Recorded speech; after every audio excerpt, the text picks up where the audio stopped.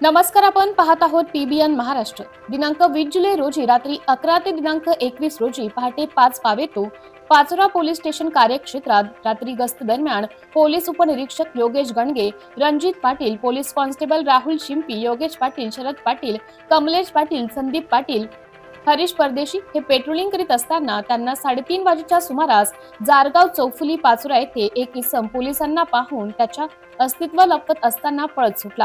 पोलिसांनी त्याचा पाठलाग करून त्यास पकडले। पोलीस उपनिरीक्षक योगेश गणगे यांनी त्यास विश्वासात घेऊन त्याला नाव गाव विचारले असता त्याने त्याचं नाव कुलदीप सिंग सतपाल सिंग बाबरी, वय 23 वर्ष, राहणार कसगाव, तालुका बडगाव, जिल्हा जळगाव असं सांगितले।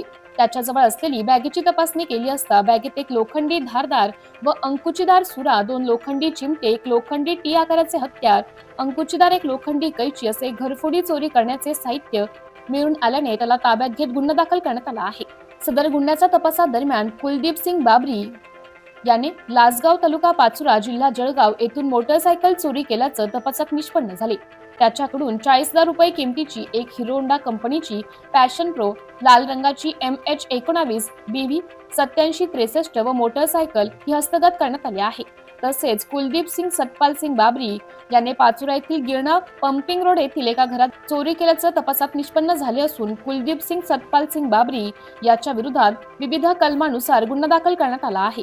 सदरची कारवाई वरिष्ठांच्या सूचनेनुसार पोलीस निरीक्षक राहुल कुमार पवार, पोलीस उपनिरीक्षक योगेश गणगे, रणजित पाटील, राहुल शिंपी, योगेश पाटील, शरद पाटील, कमलेश पाटील, संदीप पाटील, हरीश परदेश यांनी केली आहे।